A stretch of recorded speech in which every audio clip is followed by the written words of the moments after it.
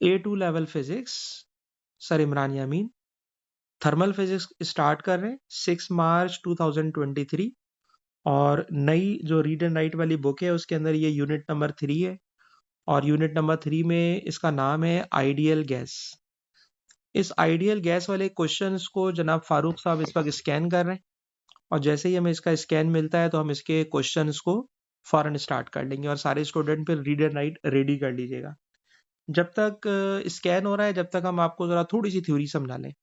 Theory क्या है? तो जरा थ्योरी बेटा ये है कि अगर किसी सिलेंडर में बेटा गैस भरी हुई हो तो इस गैस ने जितना स्पेस ऑक्यूपाई किया हुआ होता है ये गैस का कहलाता है वॉल्यूम।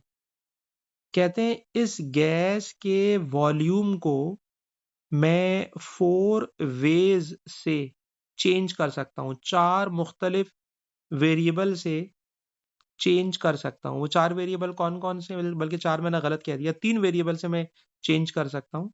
3 वेरिएबल कौन कौन से? तो जरा सुने, किसी भी गैस का वॉल्यूम टेम्परेचर से चेंज किया जा सकता है।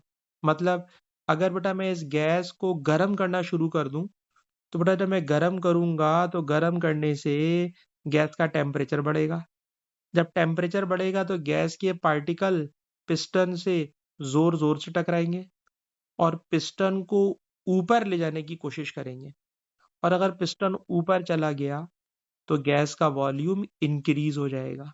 मतलब गैस का वॉल्यूम टेम्परेचर के साथ डायरेक्टली प्रोपोर्शनल है।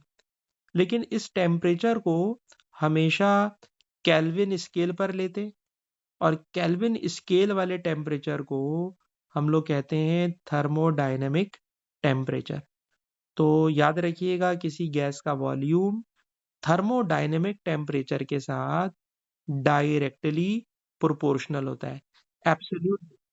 जी बेटा बोलिए। केल्विन में क्यों लेते हैं? केल्विन में यार लेने की वजह यह है कि अगर आप सेल्सियस में लेंगे ना तो सेल्सियस का टेम्परेचर अगर 0 हो जाएगा तो गैस का वॉल्यूम 0 नहीं होता। ठीक है जनाब, 0 सेंटीग्रेड पर गैस का वॉल्यूम 0 नहीं होता। अगर आप सेल्सियस पे लोगे तो कहते हैं -273 सेंटीग्रेड पर पहुंचते हो तो जनाब गैस का वॉल्यूम 0 हो जाता है। तो टेम्परेचर और वॉल्यूम का ग्राफ अगर हम बनाएं तो ये -273 पर जाकर गैस का वॉल्यूम 0 हो जाता है और इसी -273 को हम लोग ले लेते हैं 0 केल्विन। इसलिए अब आप समझ लें कि जब कभी हम लिखते हैं कि वॉल्यूम टेम्परेचर के साथ डायरेक्टली प्रोपोर्शनल है तो डायरेक्टली प्रोपोर्शनल जब होगा जब आपका टेम्परेचर स्केल केल्विन वाला होगा। सेल्सियस में 0 सेल्सियस पे वॉल्यूम 0 नहीं होता। अच्छा जनाब जल्दी से आ जाइए। इसको हम लोग कहते हैं चार्ल्स लॉ कि गैस का वॉल्यूम टेम्परेचर के साथ डायरेक्टली प्रोपोर्शनल है। फिर एक दूसरा लॉ है जो आपने ओ लेवल से पढ़ते हुए आ रहे होते हैं, बॉयल्स लॉ, कि किसी गैस का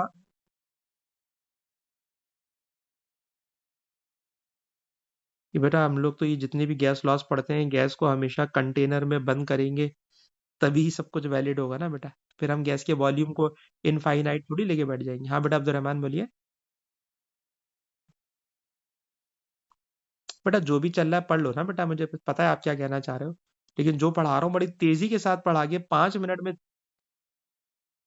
नहीं, 2017 तक जाना, 2017 से तो क्वेश्चन है मेरे पास, 2017 से पीछे तक जाओ बस। ठीक है। अच्छा बेटा मैं अब्दुल मैं 5 मिनट में नए सवालों में पहुंच रहा हूँ, नए सवालों में 5 मिनट में। अच्छा बेटा वॉल्यूम प्रेशर के साथ इनवर्सली प्रोपोर्शनल है, it is called Boyle's law. आखिरी बात, कहते हैं किसी भी गैस का वॉल्यूम डायरेक्टली प्रोपोर्शनल होता है नंबर ऑफ मोल्स के साथ। मोल्स का मतलब होता है मास। किसी गैस का जितना ज्यादा मास होगा, जितने ज्यादा नंबर ऑफ मोल्स होंगे उसके अंदर उस गैस का वॉल्यूम उतना ही ज्यादा होता जाएगा। इसको एवोगैड्रो लॉ भी कहते हैं, इसको बॉयल्स लॉ कहते हैं, इसको चार्ल्स लॉ कहते हैं। इन सबको बेटा अगर मैं कंबाइन कर लूं तो सबको कंबाइन करके आएगा वॉल्यूम डायरेक्टली प्रोपोर्शनल है नंबर ऑफ मोल्स के साथ, एब्सोल्यूट टेम्परेचर के साथ, प्रेशर के साथ इनवर्सली प्रोपोर्शनल है। प्रेशर बेटा इधर डिवाइड है, उधर डिवाइड वाला प्रेशर उधर आके मल्टीप्लाई होगा, तो बनेगा पी वी और अपॉन एन टी, और इन सब की जगह मैं लगाऊंगा प्रोपोर्शनलिटी, हटाऊंगा तो कांस्टेंट। और अब्दुल बेटा मुझे बताएंगे कांस्टेंट क्या लगेगा बेटा अब्दुल रहमान को ये टॉपिक मैंने कल पढ़ाया है इसलिए पूछूंगा अब्दुल्ला जी। 8.313, और उस 8.313 को मैंने कैपिटल आर से डिनोट कर दिया है, और इसी कैपिटल आर की वैल्यू 8.313 है, और इसी 8.313 को हम लोग कहते हैं molar gas constant. Molar gas constant. अच्छा, इस जो अभी मैंने आपके सामने फॉर्मूला लिखा है, इसकी डेरिवेशन पेपर में कभी भी नहीं आई हुई, इसलिए डेरिवेशन मैं समझता हूँ कोई इतनी इंपॉर्टेंट नहीं है। आपको ये फॉर्मूला आना चाहिए, P V is equal to N R T. आज की क्लास के लिए अहम तरीन चीज है, इस फॉर्मूले को हम लोग कहते हैं ideal gas equation. Question, sir ideal gas होती क्या है? आइडियल गैस किसे कहते हैं? जवाब, सर ऐसी गैस जो इस इक्वेशन को फॉलो करे, it is called ideal gas. The gas which follows P V equal to N R T. जी जी बेटा, the gas which follows P V equal to N R T, it is called ideal gas equation. अच्छा, इसी ideal gas equation की एक शक्ल और है, वो कौन सी एक और शक्ल है तो जरा देखिएगा। पी वी ऐसा ही है, जहां लिखे हुए नंबर ऑफ मोल, तो याद है नंबर ऑफ मोल के लिए जब मैंने आपको न्यूक्लियर फिजिक्स पढ़ाई थी, तो न्यूक्लियर फिजिक्स में नंबर ऑफ मोल का एक फॉर्मूला लिखा था, number of particles divided by Avogadro number. Number of particles divided by Avogadro number. अगर बेटा मैं पीवी को ऐसे ही रहने दूं, एन को ऐसे ही रहने दूं, और सिर्फ मोलर गैस कांस्टेंट को एवोगैड्रो कांस्टेंट से डिवाइड करा दूं, तो जनाब अब्दुल रहमान मुझे बताएंगे। अब्दुल रहमान बेटा इसका नाम है मोलर गैस कांस्टेंट, इसका नाम है एवोगैड्रो कांस्टेंट। इन दोनों कांस्टेंट को जब डिवाइड करते हैं तो अब्दुल रहमान एक नया कांस्टेंट आ जाता है, नाम बताएंगे अब्दुल रहमान उसका? R is molar gas constant, जी जी, N A is Avogadro constant. इन दोनों को डिवाइड करके एक नया कांस्टेंट इंट्रोड्यूस कराते हैं, that is called Boltzmann constant. ठीक, और इसकी वैल्यू डाटा शीट में गिवन होती है, तो याद करने की कोई जरूरत नहीं है, डाटा शीट में गिवन होगी। अच्छा जी,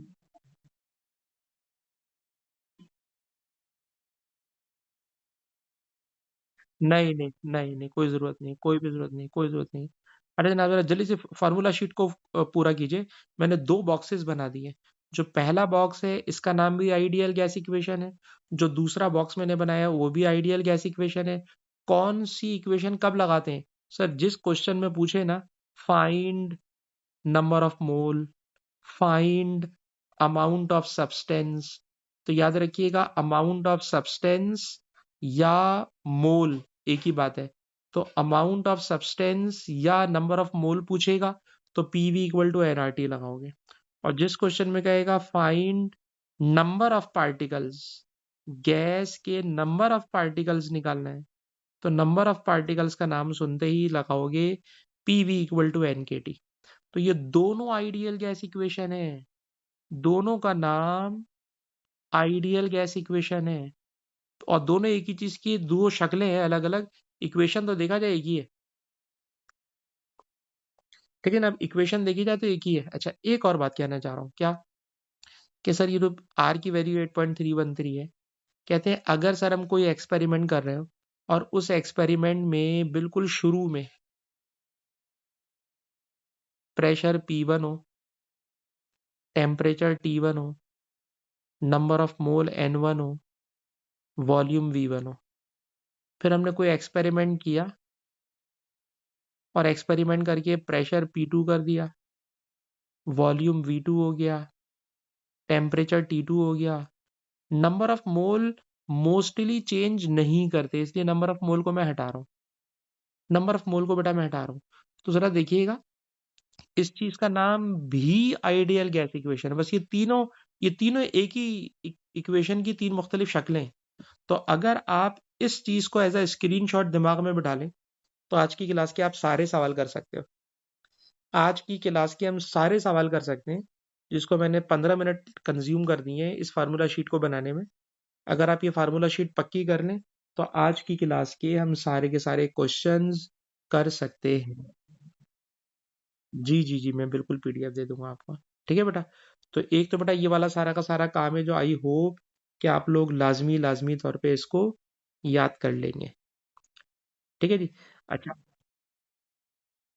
बेटा, मैं कोशिश कर रहा हूँ, लेकिन जाहिर सी बात है, मैं अभी जो मैंने गैस लॉस की जितनी अभी तैयारी की है, इतनी तैयारी करके पहले मैं कुछ क्वेश्चन बच्चों को करा दूं, ताकि बच्चों को समझ में आने लगे प्रेशर क्या होता है, वॉल्यूम क्या होता है, एन क्या होता है, के क्या होता है। तो इन तीन फार्मूलों को लेके बेटा मैं क्वेश्चन कराने जा रहा हूँ।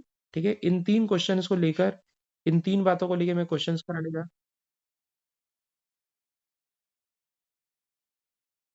अभी ये तो ये अब्दुल रहमान, ये गलत काम करेंगे आप, कि एक टॉपिक अभी चल रहा है, उस टॉपिक के अंदर जब दूसरा टॉपिक तुम बैठ के करोगे, तो इतने काबिल नहीं हो कि आप दो मिक्सअप कर लोगे बेटा, मिक्सअप कर लोगे, मिक्सअप कर लोगे, मिक्सअप कर लोगे। अभी जो क्लास चल रही बेटा, उसको कंटिन्यू करो ना। अच्छा जी, अभी हमने फारूक फारूक भाई ने हमें एक शीट स्कैन करके भेजी है। तो जरा इस शीट पे हम देख लेते हैं कि इनका स्कैन कैसा हुआ है। काफी खराब स्कैन किया है भैया आपने। इतना डिम क्यों आ रहा है तो? अच्छा अच्छा अच्छा, चले चले चले, खराब नहीं किया है, बस माइंड नहीं कीजिएगा, बेख्तियार हमारे मुंह से निकल गया कि आपने इतना मजे का किया नहीं। अच्छा चले चले चले। अरे चले जनाब, स्टार्ट करते हैं फारूक भाई के स्कैन के ऊपर। स्कैन भाई ये है, और अकॉर्डिंग टू जनाब अब्दुल रहमान, हम इनके मुताबिक आई, वरना ये परेशान होते रहेंगे, काइनेटिक थ्योरी को भी थोड़ा थोड़ा सा देख लेते हैं। ठीक है अब्दुल रहमान बेटा, आपके लिए हम काइनेटिक थ्योरी को भी इन सवालों में ऐड कर लेते हैं। अच्छा जी, चलिए जी स्टार्ट करते हैं। क्वेश्चन का पहला पार्ट ये है कि इलास्टिक कोलिजन का क्या मतलब होता है। What is meant by elastic collision. और कह रहे हैं कि जनाब काइनेटिक थ्योरी कहती है कि गैस के जितने भी पार्टिकल्स होते हैं, वो हर वक्त इलास्टिक कोलिजन करते रहते हैं। तो क्वेश्चन ये, इलास्टिक कोलिजन का मतलब क्या होता है। एएस की केमिस्ट्री, सॉरी एएस की फिजिक्स में इलास्टिक कोलिजन होता था। अब्दुल रहमान बताएंगे इलास्टिक कोलिजन में क्या खास बात होती है। The collision, the collision momentum तो इन इलास्टिक में भी चेंज नहीं होता यार। द कोलिजन, हाँ बोले बोले Abdul Rahman. Which obey law of conservation of momentum and kinetic energy. Abdul Rahman, खास बात काइनेटिक एनर्जी है, क्योंकि मोमेंटम तो यार दोनों में होता है, इलास्टिक में भी और इनइलास्टिक में, दोनों में कंजर्व होता है। ठीक है बेटा। तो वो कोलिजन जो ओबे करता है law of conservation of momentum को, और law of conservation of kinetic energy को, उसको हम लोग नाम दे देते हैं इलास्टिक कोलिजन का। ठीक।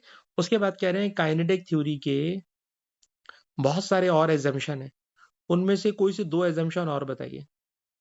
तो जरा दो एजम्पशन सुनना, जो बिल्कुल आसान आसान से। सबसे इजीएस्ट ये वाला है कि सॉलिड के बारे में हम बचपन से पढ़ते हुए आ रहे हैं कि सॉलिड के पार्टिकल एक दूसरे के बहुत करीब करीब होते हैं, और उनके दरमियान फोर्स ऑफ अट्रैक्शन बहुत स्ट्रांग होती है। और गैस के पार्टिकल एक दूसरे से बहुत दूर दूर होते हैं, इसलिए उनमें कोई फोर्स ऑफ अट्रैक्शन नहीं होती।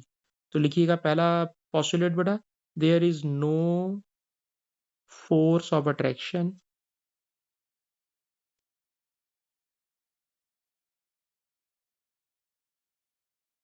Between particles of gas, between particles of ideal gas।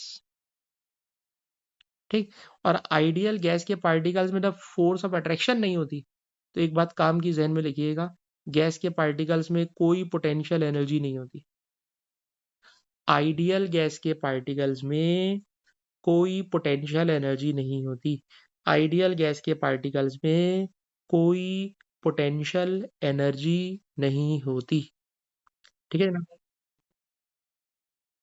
देखिए पोटेंशियल एनर्जी हमेशा जब होती है जब फोर्स ऑफ अट्रैक्शन हो, हमारी जमीन हर चीज को नीचे की तरफ खींच रही है। तो जब आप किसी चीज को जमीन से ऊपर उठाते हो तो उसमें आ जाती है ग्रेविटेशनल पोटेंशियल एनर्जी। तो जहां फोर्स ऑफ अट्रैक्शन होगी उसके अगेंस्ट जाने से पोटेंशियल एनर्जी आ जाएगी। गैस के पार्टिकल्स में फोर्स ऑफ अट्रैक्शन होती ही नहीं है, इसलिए गैस के पार्टिकल्स में कोई पोटेंशियल एनर्जी भी नहीं होती। तो पोटेंशियल एनर्जी डिपेंड करती है फोर्स ऑफ अट्रैक्शन पर। अगर फोर्स ऑफ अट्रैक्शन नहीं है तो पार्टिकल्स में, आइडियल गैस में, कोई पोटेंशियल एनर्जी भी नहीं होती। ठीक है जनाब, ये एक पॉस्टुलेट हो गया। इसके अलावा किसी दूसरे पॉस्टुलेट पे चले तो जरा दूसरा पॉस्टुलेट बेटा सुनना। दूसरा पॉस्टुलेट ये है कि गैस के पार्टिकल्स, जैसा कि अभी मैंने बनाया, ये इतने दूर दूर बना रहा हूँ। ठीक है, अभी गैस के पार्टिकल फॉर एग्जाम्पल किसी सिलेंडर के अंदर बंद करे हुए। ठीक है जनाब, ये सिलेंडर हमें नजर आ रहा है। इस सिलेंडर के अंदर गैस के पार्टिकल्स हमने बंद करे हुए। कहते हैं अगर मैं इस तमाम गैस के पार्टिकल्स को किसी तरह से एक दूसरे के बहुत करीब लेकर आ जाऊं, यानी आप समझ लें कि इस गैस को सॉलिड में कन्वर्ट करवा दूं, तो बताइए जब गैस को सॉलिड में कन्वर्ट कराऊंगा तो गैस के पार्टिकल्स यानी जब सॉलिड में कन्वर्ट हो चुके हैं तो वो पार्टिकल जब एक दूसरे के करीब करीब आ जाएंगे तो उनका जो वॉल्यूम होगा, जो वॉल्यूम ऑफ पार्टिकल्स है, पार्टिकल्स का अपना वॉल्यूम इतना स्मॉल होगा, इतना स्मॉल होगा कि it is negligibly small as compared to volume of gas. यानी आपने जब वो गैस की फॉर्म में थे, जिस कंटेनर में आपने उनको बंद किया हुआ था, उस कंटेनर का वॉल्यूम बहुत ज्यादा होगा। लेकिन अगर मैं उसे एक जगह पर सब कुछ जमा कर दूं तो जो टोटल वॉल्यूम ऑफ पार्टिकल बनेगा it is negligibly small as compared to volume of gas. ये बिल्कुल ऐसा ही है कि जैसे किसी घर में फॉर एग्जांपल अब्दुलरहमान साहब जिस घर में रहते हैं वो 1,000 गज का बंगला है। अब उस 1,000 गज के बंगले में फॉर एग्जांपल अब्दुलरहमान साहब के घर में टोटल 4 बंदों की फैमिली है। ऐसी एग्जाम्पल दे रहा हूँ, मुझे नहीं पता भाई कि क्या फैमिली मेंबर है। फॉर एग्जाम्पल 4 बंदे, तो बेटा उन 4 बंदों का जो अपना पर्सनल वॉल्यूम है, तो अगर वो किसी एक सोफे पे बैठे तो चारों बंदे आराम से आ जाएंगे। तो it is very very small volume as compared to his total home. पूरे घर का जो 1,000 गज का वॉल्यूम है, इतना बड़ा बंगला बना हुआ है, उसके अंदर रहते अब्दुल रहमान साहब हैं, लेकिन उनके पूरे घर के वॉल्यूम के मुकाबले में इनकी अपनी जो फैमिली का वॉल्यूम है वो फॉर एग्जाम्पल एक सोफे के बराबर है, रहते ही 1,000 गज के बंगले में। तो बिल्कुल इसी तरह गैस के पार्टिकल्स भी जिस कंटेनर में बंद किए हुए हैं उस कंटेनर का वॉल्यूम बहुत बड़ा होता है, लेकिन उन तमाम पार्टिकल्स को अगर एक तरह से मैं एक जगह पे जमा कर लूं तो उनका वॉल्यूम टोटल वॉल्यूम ना होने के बराबर होगा। तो बेटा इस वाली बात को लिखिएगा कि volume of particles, total volume of particles is negligible, negligibly small as compared to volume of gas. ठीक है, पूरी गैस के मुकाबले में, पूरी गैस के वॉल्यूम के मुकाबले में जो इनका पार्टिकल्स का वॉल्यूम होगा, ये पार्टिकल्स का वॉल्यूम इतना स्मॉल होगा, इतना स्मॉल होगा कि नेग्लिजिबली स्मॉल, आप उसको नेग्लेक्ट कर सकते हैं, इतना स्मॉल वॉल्यूम होगा। ठीक है जी। अच्छा, वैसे अगर हम काइनेटिक थ्योरी को नोट्स में देखें तो नोट्स में मैंने इन पॉइंट्स को जो लिखा हुआ है, अब जब ये टॉपिक छेड़ दिया है तो इसलिए मैं चाह रहा हूँ कि इसके जो पॉइंट्स, बाकी पॉइंट्स, उन बाकी पॉइंट्स को भी एक नज़र देख लें। ये आ गई जी हमारी काइनेटिक आइडियल गैस, और इस आइडियल गैस में ये थ्योरी है। और इस थ्योरी के मैं कह रहा हूँ सारे पार्ट्स को ना एक साथ में देख लें ताकि हमें बार बार अलग अलग ना कहना पड़े। अब्दुल रहमान साहब आपकी फरमाइश पे टोटली फोकस कर रहा हूँ मैं काइनेटिक थ्योरी को। ठीक है, तो जरा सुनिएगा। कहते हैं पार्टिकल्स के दरमियान no force of attraction, no force of attraction, इसलिए पोटेंशियल एनर्जी जीरो। ये वाली बात अभी अभी मैंने आपको समझा दी है। ठीक है जी। नंबर 2, ये वाली बात भी मैंने समझाई कि total volume of molecules, molecules का टोटल वॉल्यूम नेग्लिजिबली स्मॉल है as compared to the volume of container. Sir container का वॉल्यूम बहुत बड़ा होता है और गैस के पार्टिकल्स का अपना टोटल वॉल्यूम उसके मुकाबले में बहुत स्मॉल होता है, यानी हम कह सकते हैं कि पार्टिकल्स के दरमियान लार्ज सेपरेशन होती है। ठीक है जनाब। उसके बाद कहते हैं लार्ज नंबर ऑफ मॉलिक्यूल्स होते हैं इन फाइनाइट वॉल्यूम ऑफ गैस। थोड़ा सा वॉल्यूम ऑफ गैस ले लें तो थोड़े से वॉल्यूम ऑफ गैस में भी पार्टिकल्स की बहुत बड़ी तादाद होती है। अच्छा, ये वाला पॉस्टुलेट उसने खुद लिख दिया था कि रैंडम मोशन, इलास्टिक कोलिजन, ये वाली बात वो खुद लिख चुका था, इसलिए मैं इसको समझाने की जरूरत नहीं है। आखिरी बात, जरा इस वाली बात को जरा पहले सारे बच्चे गौर से पढ़ें, फिर मैं ये वाला पॉइंट समझाता हूँ। जरा इस आखिरी पॉइंट, ये वाले पॉइंट को पहले पढ़ें कि इसमें क्या बोल रहा है, फिर मैं भी आपको समझाता हूँ। बात जनाब ये है कि फॉर एग्जाम्पल जो अब्दुलरहमान है, इनके ये दोस्त हैं जनाब फैज़ान साहब, और फैज़ान साहब इस्लामाबाद से जो है कराची आए। अब जब ये कराची में आए तो कराची में अब्दुलरहमान की फैज़ान से मुलाकात हुई, और ये इस मुलाकात में इन दोनों की जो मीटिंग हुई, उस मीटिंग को मैं कह रहा हूँ इनका टाइम ऑफ कोलिजन। ठीक है जनाब, टाइम ऑफ कोलिजन, इनके मिलने का टाइम। तो ये दोनों एक दूसरे के साथ 1 घंटे तक मुलाकात की इन्होंने, और फिर मुलाकात करने के बाद जो फैज़ान है वो वापस इस्लामाबाद चले गए। अब जब इस्लामाबाद चलेगा तो 1 साल के बाद फिर दोबारा आए। जब फिर दोबारा आए तो इनका दोबारा मिलना, इनके दोबारा मिलने के दरमियान का टाइम 1 साल है। और जब ये बैठ के एक दूसरे से मिल रहे हैं तो इनकी मीटिंग का टाइम सिर्फ 1 आवर है। तो यहाँ से बात समझ में आती है कि फैज़ान भाई अब्दुलरहमान से मिलने के लिए 1 साल के बाद आ रहे हैं, लेकिन जब मिलते हैं तो 1 घंटे के लिए बैठ के मिलते हैं, फिर अपनी अपनी फैमिली के साथ या अपने कामों से निकल जाते हैं। तो यहाँ पर भी यही हो रहा है कि गैस के पार्टिकल्स, किसी कमरे में गैस के पार्टिकल इतने सारे मौजूद हैं कि एक पार्टिकल दूसरे पार्टिकल से जब टकराता है तो उसके टकराने का टाइम पता नहीं कब आएगा। तो टाइम बिटवीन कोलिजन बहुत बड़ा टाइम है, पता नहीं कब टकराएंगे एक दूसरे से, लेकिन जब टकराएंगे तो उनका time of collision is negligible small as compared to time between collision. अच्छा, ये मैं एक बात बता दूं, मैंने ये जितने भी पॉस्टुलेट लिखे हैं ना, ये सारे के सारे पॉस्टुलेट मैंने मार्किंग स्कीम में से टाइप करें। ठीक, तो कोई बच्चा मुझसे ये ना बोले कि सर आपने इतनी मुश्किल वर्डिंग लिखी है, मेरे पास तो इससे ज़्यादा आसान लिखा हुआ है, मैं तो उसमें से याद कर लूंगा। तो मैं बोलूंगा हाँ भैया याद कर लो उसमें से, लेकिन जो मैंने काम किया है वो खास काम ये है कि मैंने इसमें ये जितने भी पॉस्टुलेट लिखे हैं ना, आप यकीन करें ये सारे के सारे पॉस्टुलेट मैंने मार्किंग स्कीम को सामने रखकर, जो मार्किंग स्कीम में लिखा हुआ था रीड एंड राइट की बुक के अंदर, उस रीड एंड राइट की बुक में से मैंने इसको कॉपी पेस्ट मारा है। अच्छा जी, ये पता नहीं मुझे। जी, जी, बिल्कुल मार्क्स देंगे। मैं उनसे बात करके रखूँगा कि भाई मैंने इसको बड़ी मेहनत। हाँ, बेटा दोबारा बोलें?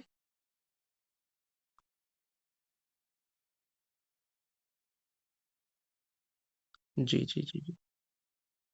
बिल्कुल जी, बिल्कुल आप लिख सकते हैं, बिल्कुल आप लिख सकते हैं। ठीक है जी। अच्छा बेटा, ये मैंने स्क्रीनशॉट जो भेजा है स्पेशली इसलिए भेजा है कि भैया इसको ज़रूर याद कीजिएगा, और ये सारे के सारे पॉइंट मैंने मार्किंग स्कीम सामने रख के टाइपिंग मारी है। ठीक है जी। अच्छा जी, एक तो ये वाली बात हो गई। अब्दुलरहमान, ये मैंने आपको क्या टॉपिक भेजा है? टॉपिक का नाम है काइनेटिक थ्योरी ऑफ गैसेस के पोस्टुलेट मैंने भेज दिए हैं। ठीक है जी। और ये सारे के सारे पोस्टुलेट ईमानदारी से बताना, तुम लोगों ने केमिस्ट्री में नहीं पढ़े हुए होते क्या? अब बताओ, केमिस्ट्री में पढ़े हुए होते हैं, नहीं पढ़े हुए होते हैं? सारे के सारे जितने पॉइंट मैंने बोले सारे के सारे आप लोगों ने केमिस्ट्री में पढ़े हुए होते हैं। ठीक है जी। अच्छा चलें जरा जल्दी से आगे चलते हैं। अब आगे चलने में क्या हो रहा है सर, आगे चलने में हो ये रहा है कि ये एक फार्मूले की डेरिवेशन करा रहे हैं, और इस फार्मूले की डेरिवेशन को करने में मैं अभी बिल्कुल इंटरेस्टेड नहीं हूँ, क्योंकि अभी हम लोग टॉपिक पढ़ रहे हैं गैस लॉस का, और थोड़ा सा हमने काइनेटिक थ्योरी को छेड़ा है सिर्फ और सिर्फ अब्दुलरहमान साहब की फरमाइश पे। लेकिन हमारा मेन टॉपिक आज की क्लास का है गैस लॉस। जरा गैस लॉस के अंदर जल्दी से आइए क्वेश्चन नंबर 2 में। अब बेटा सारे बच्चे अपनी बुक के अंदर ये वाला क्वेश्चन खोल लीजिए। सारे बच्चे बेटा अपनी बुक के अंदर ये वाला क्वेश्चन खोल लीजिए। और जब आप इस क्वेश्चन को खोल लेते हैं तो जरा देखिए, एक आइडियल गैस है, उस गैस का वॉल्यूम बता दिया है। ठीक है जनाब, तो जो वॉल्यूम बेटा शुरू में होता है उसे हम लोग लिख लेते हैं V1। इस गैस का बेटा प्रेशर बता दिया है, इस प्रेशर को मैं बोलूंगा P1। गैस का टेम्परेचर बता दिया बेटा, इसको मैं बोलूंगा T1। राइट हैंड पर है, गैस का वॉल्यूम चेंज कर दिया, गैस का प्रेशर चेंज कर दिया, गैस का टेम्परेचर फाइंड करना है।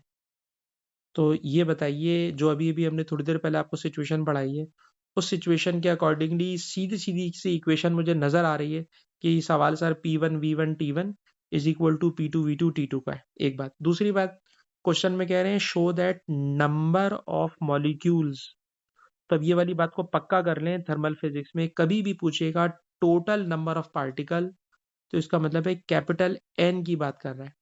और इस कैपिटल एन का नाम सुनते ही दिमाग में पहले फॉर्मूला आता है P V equal to N के टी। कभी भी कैपिटल एन की बात करेगा तो P V equal to N के टी। तो ये P V equal to N के टी में एन पूछना चाह रहा है। इस एन को मैं इस डेटा में से सॉल्व करा सकता हूँ। तो जरा कोई बच्चा बेटा जरा जल्दी से कैलकुलेटर भी संभाल ले। प्रेशर है 8.5 एक्सपोनेंट 5, वॉल्यूम है 3.1 एक्सपोनेंट -3, एन बटा कैलकुलेट करना है। के की वैल्यू डाटा शीट में गिवन होती है, हमें पढ़ा पढ़ा के याद हुई भी है, 1.38 एक्सपोनेंट -23, टेम्परेचर 290, एन शो करना है। तो जब शो करना है तो अभी कैलकुलेटर चलाना फजूल लगेगा, आप बाद में बेटा चला के देख लीजिएगा, ये रिजल्ट आ जाएगा। तो इसमें कोई ऐसी मुश्किल फिजिक्स नहीं है, सीधा सीधा P V equal to N के टी का आपने फॉर्मूला अप्लाई किया और P V equal to N के टी का फॉर्मूला अप्लाई करके आप यहां तक पहुंच गए। फिर क्वेश्चन में कह रहे हैं फाइंड द फाइनल टेम्परेचर। बेटा जब उसने कैपिटल एन पूछ रहा है और कैपिटल एन का सीधा सीधा मेरे पास formula P V is to N के टी है, तो मैं क्यों इतनी लंबी जहमत करूं कि पहले नंबर ऑफ मोल निकालूं और वगैरह वगैरह। ठीक है बेटा, तो हमें लंबी करने से बचना चाहिए ना बेटा। तो फार्मूला है P V is equal to N के टी और सीधा सीधा एन निकालना है। जल्दी से बेटा बी पार्ट में आ जाए। बी पार्ट में कह रहा है फाइनल टेम्परेचर बताना है। सर फाइनल टेम्परेचर बताने के लिए P1 V1 upon T1 is equal to P2 V2 upon T2। अब आप देखिए P1 V1 T1 में वैल्यूज लिखना नहीं चाह रहा, P2 V2 T2 में वैल्यूज नहीं लिखना चाह रहा, सारी की सारी वैल्यूज उसने क्वेश्चन में आपको दी हुई है। और जब आप इसको पूरा सॉल्व करोगे तो ये सवाल भी शो दैट है। अब जब ये सवाल शो दैट है तो मैं करने में इंटरेस्टेड नहीं हूँ। आप इसको सॉल्व करोगे, रिजल्ट आ जाएगा 190 केल्विन। तो बेटा जरा जल्दी से देख लें, इस एक क्वेश्चन में मैंने कोशिश करके आपको दो फार्मूलों की प्रैक्टिस कराई है।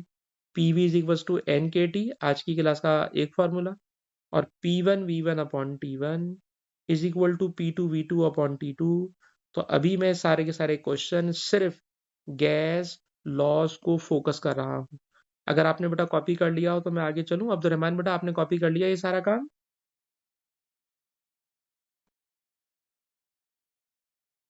ठीक है बेटा, ठीक है, जी जी कर लीजिए कॉपी।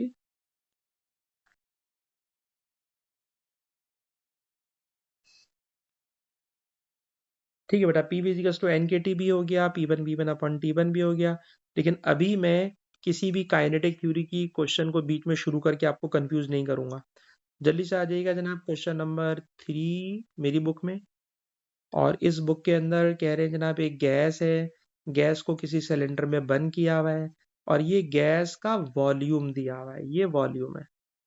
ये गैस का प्रेशर है, प्रेशर हो गया, वॉल्यूम हो गया, और टेम्परेचर भी दे दिया है। पूछ रहे हैं कि नंबर ऑफ पार्टिकल्स निकालना है। Number of particles, number of particle का मतलब कैपिटल एन कैलकुलेट करना है। और अगर कैपिटल एन कैलकुलेट करना है तो मैं आपको जोर दूंगा, फोर्स करूंगा कि भाई P V equal to N के टी सीधा सीधा अप्लाई करें। तो प्रेशर की जगह 3.3 एक्सपोनेंट 5, वॉल्यूम की जगह 1.8 exponent -3, number of particle show that करना है। ये बेटा के की वैल्यू है। और उसके बाद ये टेम्परेचर 310 है। सॉल्व करोगे तो क्वेश्चन शो दैट है, तो कोई मसला नहीं है कि आपको इस सवाल का आंसर ना मिले।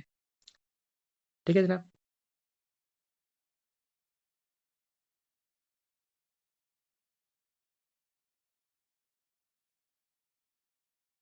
ठीक है जी। अच्छा, उसके बाद जो नेक्स्ट पार्ट है बेटा, वो नेक्स्ट पार्ट में टेम्परेचर ऑफ गैस कम हो जाता है, ये सारी की सारी बातें काइनेटिक थ्योरी की हैं। काइनेटिक थ्योरी को अभी मैं टच नहीं करूंगा, ठीक। और इसी शीट को अब हम फॉलो करेंगे ताकि जब दोबारा भी सवाल कर रहे हो तो हमें याद रहे कि इस शीट में हम लोग क्या कर चुके हैं और क्या हमारे लिए करना बाकी है। अच्छा जी, क्वेश्चन के सी पार्ट पर भी अभी हम कुछ नहीं कर सकते क्योंकि सी पार्ट में भी डेल्टा यू पूछ रहे हैं। अभी डेल्टा यू आप नहीं पकड़ सकते क्या चीज होती है, छोड़ दें। जल्दी से आ जाए बेटा क्वेश्चन नंबर 4 में। क्वेश्चन नंबर 4 में देखें, गैस का टेम्परेचर सेल्सियस में है, तो सेल्सियस को, जी जी इंटरनल एनर्जी होती है, लेकिन बेटा अभी इसको नहीं टच करें ना, वरना मुश्किल हो जाएगी कहानी। अच्छा बेटा 221 में 273 ऐड करें, तो 273 ऐड करके 3 + 1 4 8 284, नहीं 284 नहीं होगा बल्कि 294 हो जाएगा, 294। तो 294 केल्विन टेम्परेचर हो गया। बाकी सारी चीज़ें तब आप देखें, कैपिटल एन पूछ रहे हैं, तो कैपिटल एन का फार्मूला होता है P V is equal to N के टी। बेटा ये फार्मूला बार बार लिखें, इसमें वैल्यूज लिखें, उससे आपको ना ये फार्मूले दिमाग में पक्के होंगे। अब आप ये सोचें अरे यार तो बड़ा आसान से मैं लिख ही नहीं रहा, अब्दुलरहमान भाई अगर लिखोगे तो दिमाग में बैठेगा, लिखे बगैर दिमाग में ये फार्मूले नहीं बैठेंगे। प्रेशर है 2.3 एक्सपोनेंट 5, वॉल्यूम है 3.5 exponent -3, number of particle calculate करना है, के की वैल्यू 1.38 एक्सपोनेंट -23, टेम्परेचर केल्विन में मैंने कन्वर्ट किया है, और जब केल्विन में कन्वर्ट करके आप इसको सॉल्व करोगे तो आपको नंबर ऑफ पार्टिकल मिलेंगे 2 एक्सपोनेंट 23, 2 एक्सपोनेंट 23। जल्दी से बेटा कॉपी कीजिए नंबर ऑफ पार्टिकल्स।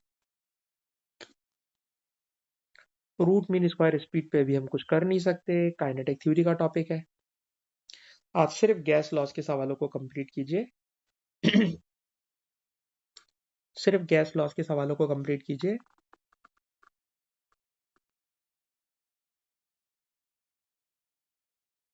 उसके बाद ये वाला क्वेश्चन है, इसको देखिएगा। मई जून 2020 का एक पार्ट हम लोग कर सकते हैं। गैस का वॉल्यूम दिया हुआ है, गैस का प्रेशर दिया हुआ है, गैस का टेम्परेचर दिया हुआ है, ठीक है जनाब।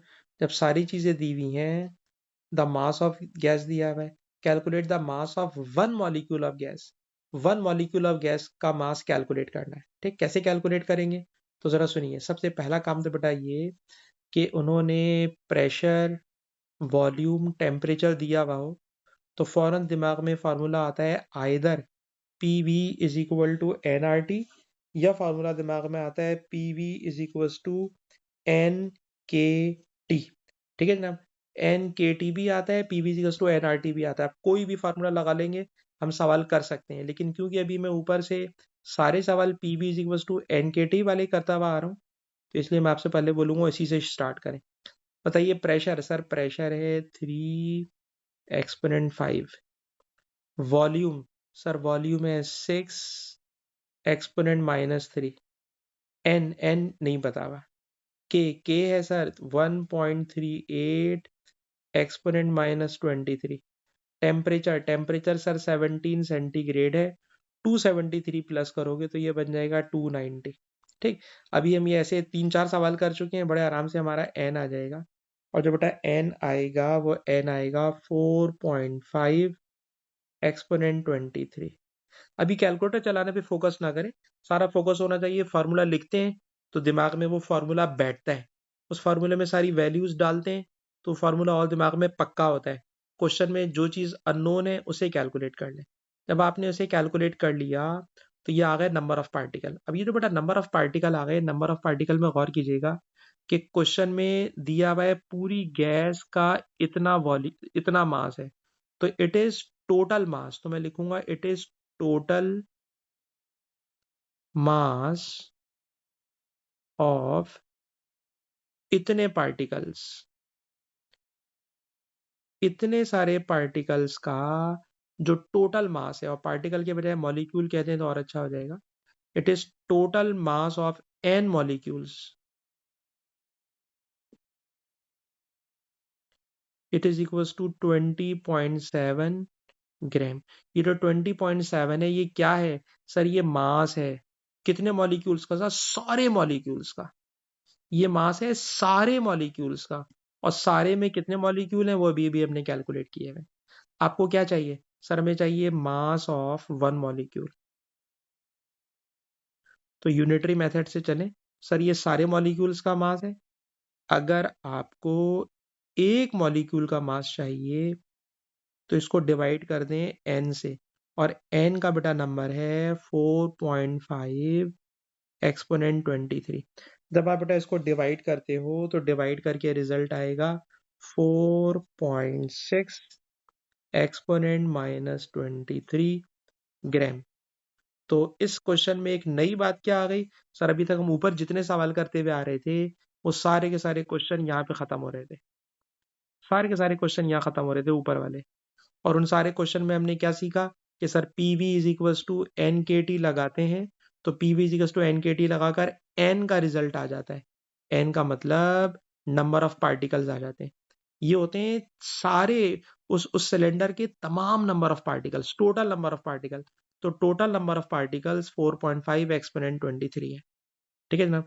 फिर क्वेश्चन में आगे चले तो कह रहे हैं इन तमाम एन पार्टिकल्स का मास 20.7 है। तो एक पार्टिकल का मास के लिए नंबर ऑफ पार्टिकल से डिवाइड कर दें। डिवाइड करेंगे तो it is the mass of one molecule of gas. It is the mass of one molecule of gas. Abdul बेटा सवाल समझ में आ रहा है अब्दुल? चलें अच्छी बात है। सरमत बेटा आपको भी समझ में आ रहा है? ठीक है बेटा, ठीक है ठीक है। क्योंकि सरमत अक्सर क्लास के अंदर मुझे लगता है ड्रॉप भी हो जाते हैं। लास्ट वीक तीनों दिनों ने मेरे साथ ऐसे ही किया है, इसलिए सरमत भाई को मैं क्रॉस चेक करता जा रहा हूँ। सरमत भाई समझ रहे हैं क्या कह रहा हूँ? जी जी, आप लास्ट वीक जो है ना तीनों क्लास में गायब हो गए थे क्लास कल चलते चलते। अरे जरा जल्दी से देखिए नेक्स्ट क्वेश्चन में आ जाए। पर ये बात भी है कि जो लास्ट वीक में टॉपिक पढ़ा रहा था मुझे पता है वो आपने पढ़ा हुआ था, इसलिए आप इसमें से शायद ड्रॉप हो रहे थे। इस सवाल को देखिए बेटा, क्वेश्चन ये है कि गैस का वॉल्यूम इतना है, गैस का टोटल मास इतना है, आइडियल गैस का प्रेशर इतना है, टेम्परेचर टी है, और टेम्परेचर आपसे पूछ रहा है। ठीक है ना, टेम्परेचर आपसे पूछ रहा है और बता रहा है मास ऑफ 1 मोल 32 ग्राम के। मास ऑफ 1 मोल 32 ग्राम के बराबर है। ठीक, तो आप ये बताइए बेटा, कभी भी नंबर ऑफ मोल्स निकालना हो तो नंबर ऑफ मोल्स निकालने के लिए, ठीक है जनाब, मैं स्मॉल एन को लिखता हूं mass in gram divided by relative atomic mass. इस क्वेश्चन में बेटा मास गैस का कितना है? सर मास गैस का है 110 किलोग्राम। किलोग्राम में नहीं चलता सर, ग्राम में चलता है, तो किलो की वैल्यू डालना पड़ेगी, दैट इज 1000। तो 110 into 1000, it is mass in ग्राम। ठीक है जनाब, ये मास इन ग्राम हो गया गैस का। नीचे चाहिए उस गैस का रिलेटिव एटॉमिक मास। तो रिलेटिव एटॉमिक मास को उसने बताने के लिए यूं कहा है, आपको पता होगा कि मोल की डेफिनेशन होती है कि रिलेटिव एटॉमिक मास को ग्राम में लिख दें तो इट इज कॉल्ड 1 मोल। जो बच्चे केमिस्ट्री पढ़ते हैं उनको ये बात फौरन समझ में आ जाएगी कि रिलेटिव एटॉमिक मास को ग्राम में लिख दें तो उसका बन जाता है 1 मोल। तो 1 मोल का मतलब वो हमें बता रहा है उसका रिलेटिव एटॉमिक मास। ठीक है जनाब, थोड़ा सा एक्सप्लेन कर दूं और लंबी कर दूं क्योंकि फाद भाई के पास केमिस्ट्री नहीं होती। बेटा फाद जरा देखिएगा, केमिस्ट्री में H2O पानी का मॉलिक्यूल, पानी का फॉर्मूला है। इसका मॉलिक्यूलर मास 18 है। अगर मैं 18 ग्राम पानी ले लूं तो इसको मैं बोलूंगा ये पानी का 1 मोल का मास है। तो जो 1 मोल का मास होता है ग्राम में, वो दर हकीकत उसका रिलेटिव आइदर एटॉमिक मास होता है या वो रिलेटिव मॉलिक्यूलर मास होता है। 1 मोल का मास, तो ये 32 उसका रिलेटिव एटॉमिक मास है। तो ये बच्चा, जो बच्चे केमिस्ट्री पढ़ते हैं उनको ये बचपन से फार्मूला आता है, मोल बराबर है mass in gram divided by relative atomic mass. Divide करेंगे तो नंबर ऑफ मोल आ जाएगा, और जब नंबर ऑफ मोल आ जाए तो हमें पूछना है टेम्परेचर। तो अब बेफिक्र होकर फार्मूला लगाइए, P V is equals to N R T. जहां प्रेशर लिखा है, प्रेशर की जगह लिख रहा हूं 1 एक्सपोनेंट 5 पास्कल। जहां वॉल्यूम लिखा है, वॉल्यूम है 85 मीटर क्यूब। कभी खुदा न खास्ता उसने वॉल्यूम सीएम क्यूब में दे दिया तो सीएम क्यूब को मीटर क्यूब में कन्वर्ट करना पड़ेगा, ख्याल रखिएगा। Volume must be in metre cube, इसमें तो ऑलरेडी मीटर क्यूब में। तो प्रेशर पास्कल में होना चाहिए, वॉल्यूम मीटर क्यूब में होना चाहिए। नंबर ऑफ मोल अभी अभी मैंने कंप्लीटली सॉल्व नहीं किया, इसलिए उस नंबर को ऐसे ही एज इट इज पुट कर दिया है। आर की वैल्यू 8.313 होती है। टेम्परेचर आपने कैलकुलेट करना है, और क्वेश्चन है शो दैट, इसलिए मैं इस आंसर को यहाँ डायरेक्ट लिख रहा हूँ। आप मेरी क्लास के बाद इसे कैलकुलेटर से क्रॉस चेक कर लीजिएगा। तो टेम्परेचर ऑफ आइडियल गैस आपको मिल जाएगा 300 केल्विन। आपको टेम्परेचर ऑफ आइडियल गैस बेटा मिल जाएगा 300 केल्विन। और याद रखिएगा थर्मल फिजिक्स के चैप्टर में जब हम क्वेश्चन सॉल्व कर रहे होंगे तो क्वेश्चन में कहीं में स्पेसिफिक हीट का सवाल बीच में हमें नजर आ रहा होगा, कहीं काइनेटिक थ्योरी का क्वेश्चन बीच में नजर आ रहा होगा। तो ये सारे क्वेश्चन मिक्स होके चल रहे होंगे, लेकिन मैं आपको टॉपिक वाइज सवाल कराऊंगा। अभी मैं आपको सारे वो सवाल करा रहा हूँ जिसमें सिर्फ गैस लॉज इन्वॉल्व हैं, either P V equal to N R T या P V is equal to N K T या P1 V1 upon T1 is equal to P2 V2 upon T2। इन तीन के अलावा मैं अभी किसी और फॉर्मूले को टच नहीं करूंगा। अच्छा जी, उसके बाद हम और आगे जाते हैं तो हमें एक और क्वेश्चन अपनी मर्जी का नजर आता है। जरा जल्दी से आ जाइएगा बेटा, अक्टूबर नवंबर 2019 बी पार्ट।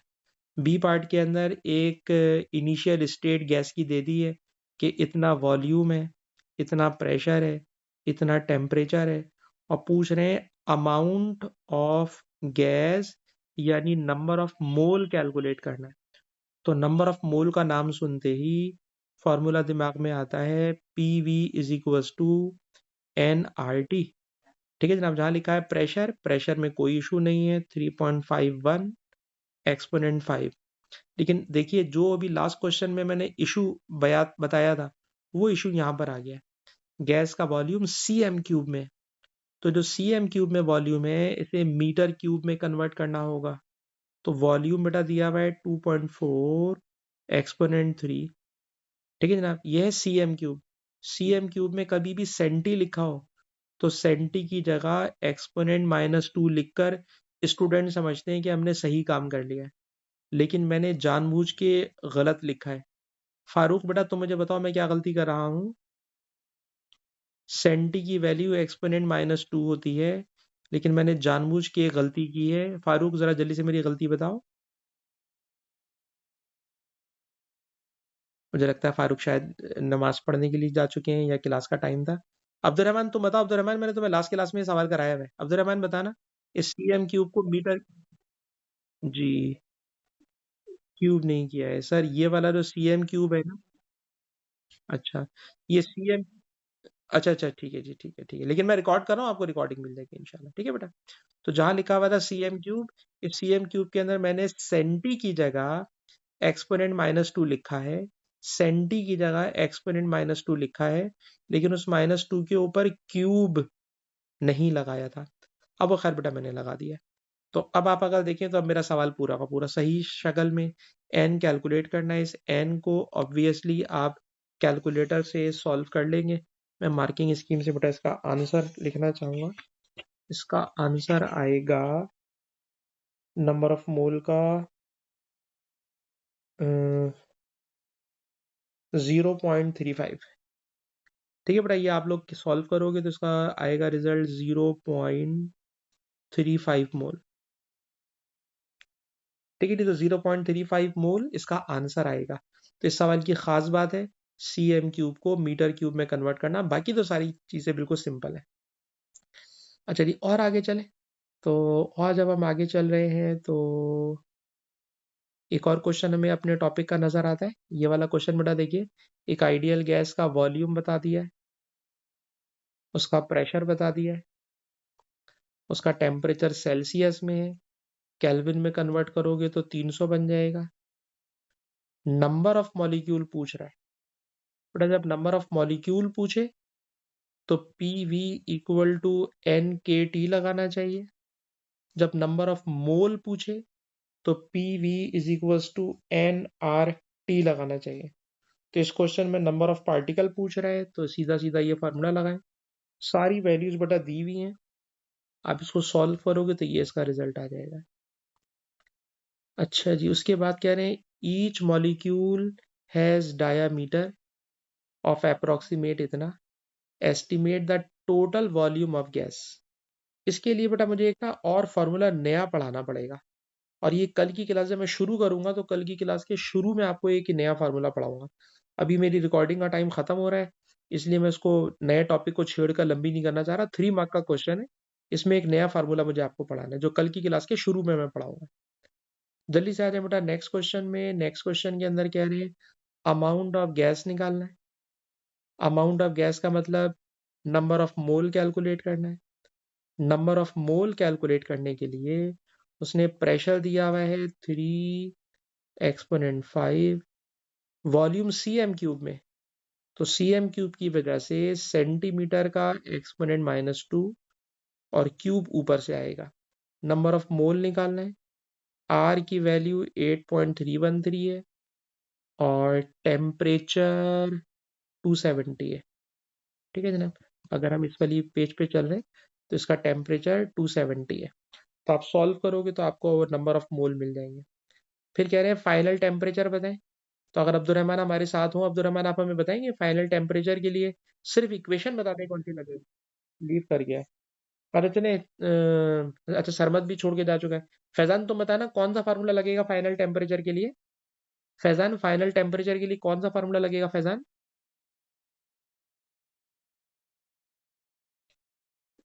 मुझे लगता है फैजान। हाँ नहीं नहीं फैजान से पूछना चाह रहा हूँ ना यार।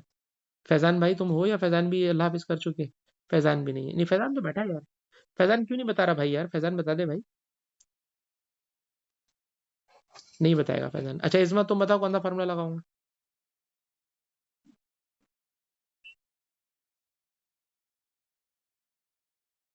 बिल्कुल सही आपने बताया। जरा जल्दी से बताइए फार्मूला लेके। और इस फार्मूले में जो इनिशियल स्टेट है वो सारी इनिशियल वैल्यूज आप लेफ्ट साइड पे पुट करोगे। सारी फाइनल स्टेट आप यहाँ पे पुट करोगे और यहाँ से आपको टेम्परेचर मिल जाएगा। ठीक। और इसका भी बेटा मुझे आंसर आपको लिख कर दे देना चाहिए कि इसका जो वॉल्यूम आएगा। यार आपका ये क्वेश्चन नंबर 9 है, मेरे पास ये क्वेश्चन नंबर 10 होगा। हाँ क्वेश्चन नंबर 10 है। 10 ही होगा 8 होगा यार ये। एक का मैंने सवाल कर दिया। हाँ हाँ। तो नौ अमाउंट आ रहा है जी 0.0828। ये नंबर ऑफ मोल होंगे। और गैस का जो टेम्परेचर आ रहा है भैया वो आ रहा है 180। ठीक है ना। टेम्परेचर आएगा 180। तो बेटा इसको मैं यहीं पे स्टॉप कर रहा हूँ। आज की क्लास के अंदर हमने बहुत सारा जो है काइनेटिक सॉरी गैस लॉस के सवाल का कंप्लीट कर लिया। गैस लॉस को ज्यादातर जो क्वेश्चन मैंने आपको सॉल्व करवाए हैं वो गैस लॉस के क्वेश्चन सॉल्व करवाएं। और इंशाल्लाह जो हम कल की क्लास कंटिन्यू करेंगे तो कल की क्लास में मैं काइनेटिक थ्योरी ऑफ गैसेस वाले टॉपिक को और इसके अंदर ऐड करूंगा ताकि जो सवाल अभी हम स्किप करते हुए जा रहे हैं वो सवाल भी आपको करा सकें। ठीक है जी। तो बेटा रिकॉर्डिंग को स्टॉप कर रहे हैं। ओके जी अल्लाह हाफिज बेटा।